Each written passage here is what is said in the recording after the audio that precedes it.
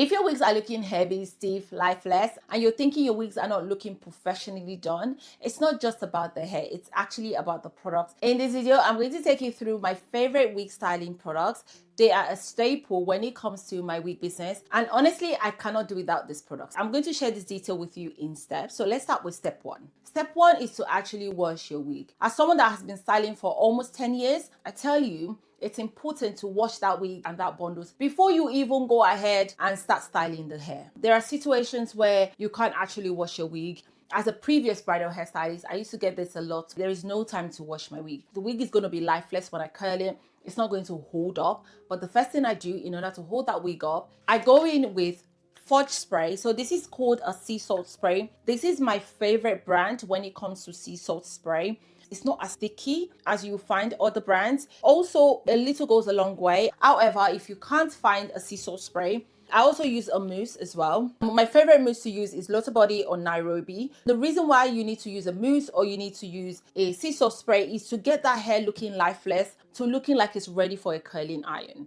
If you have a hair that has not been washed, if you touch it, it's going to look a little bit like it's slippery, and when you curl it, it may not hold curl as much, especially if the hair is not the best quality and you're trying to curl it without actually washing. It's not going to hold curl properly. But to make sure that your curls hold, go in with Lotta Body or go in with Nairobi if you cannot get the sea salt spray. Sea salt spray is my number one, but number two, I can use this if I do not have a sea salt spray in hand. If I have washed my wig already and I want that extra texture to the hair, depending on the hairstyle that I'm going for. I don't do this a lot because I like to avoid putting too many products when it comes to my wig, especially raw hair. But if I have to, and I want a specific look, especially that textured look, I like to use Color Wow Style on Steroid. This is one of my favorite products. The reason why I don't use this by itself, if I haven't washed my wig, is because it's not strong enough. It's not as strong as using a sea salt spray or your mousse. When your wig is washed and you want that textured feeling, I just like to go in with Style on Steroid. If I actually want a specific look when it comes to volume, I like to use Color Wow Raise the Roots. This is really, really good. I just put it in the specific places that I actually want that lift. I don't go in all over the hair because it can accumulate a lot of products, especially in front. When I actually want volume, I dip my fingers and I just spray it on there and I just let it dry. I don't even go in to blow dry it. I let it dry naturally and then I go on to style. Okay, so now that the hair is prepped, don't just go in with a curling iron. We need to do the next step and we need to use the right products in order to do the next step. When you've done prepping your hair, it's really important to do something that I call pre-styling, because pre-styling ensures that you can visibly see the way that the hair will look once it's done without actually curling the hair. So if I'm having a middle part, the hair has to already be in a middle part. The final result that I want the hair to look, that hair needs to be pre-styled before I go into layer and add my products. One of the steps to pre-styling is also make sure that your closure is laid flat. And I alternate between two products to do that, depending on how I feel and also depending on what I have done previously. If I've done mousse helps to lay the hair flat even before you go in with hot comb. So when I'm doing mousse, I actually do not use sprit. I always go in with Keratin. As you can see, this is quite old. It's actually on its last life now at the moment. But when it comes to my pickup, I love to use Kera. When you're using Kera, don't just go in too much into the hair. Go in lightly, especially if you've used mousse and the hair is already flat. Go in lightly and then use your hot comb. However, if you haven't added mousse to the hair and you've just washed your wig, you're going into style, what I do is that I use sprit. Sprit is my go-to to make sure that the hair is completely flat. I use several ones. It depends on how I feel. This is also one of my favorite sprits that I use just to make sure I get that flatness when I'm using my hot comb. Once the closure is flat and then you've layered your hair, if you want to layer your wig, that's it, you're ready. You can actually visualize how the wig will look. And if you're feeling like middle part will not look nice or like side part will look better, this is when you actually switch. But making sure that you can visualize the entire look before going in with curling iron is really important. So if you're sitting there saying, okay, so where do I actually begin? What products do I use? Well, I don't even know. I need a checklist. Well, I've made this easy for you. I made a completely free checklist that's just linked in my description. It breaks down every single thing that you may need as a starter kit. So go ahead and grab it. So now your closure is laid. Your hair is looking already prepped. And now we're getting to the most exciting part. Especially for me, I love to see a finished result. Once I'm ready to start curling, I don't just go ahead to curl.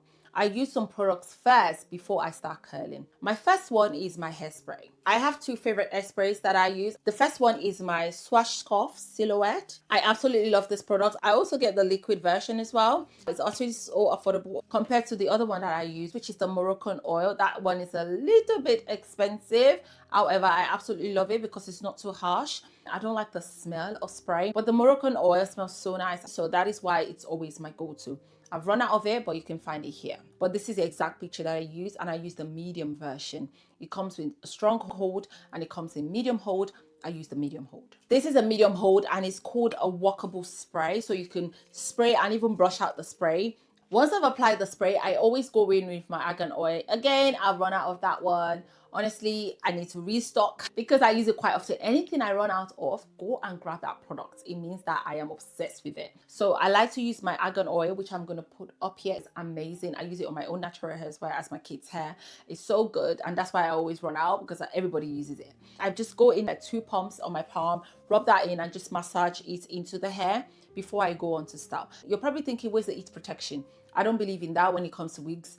Your cuticles are dead. The hair is no longer leaving. There's nothing to protect. However, if I don't have my argan oil, when I'm styling my hair, I go in with my cream of nature to spray on the hair and then go on to style. But I don't do too much. You don't want to spray onto the hair directly or you're going to get a lumpy hair and you don't want that. You want your hair to look juicy once it's curled. So I like to use this as a replacement of my argan oil whenever I run out. Now the step 1 is curling. This is not the step that you do first, so make sure you do those steps that I have shared. Then you come on to this curling step.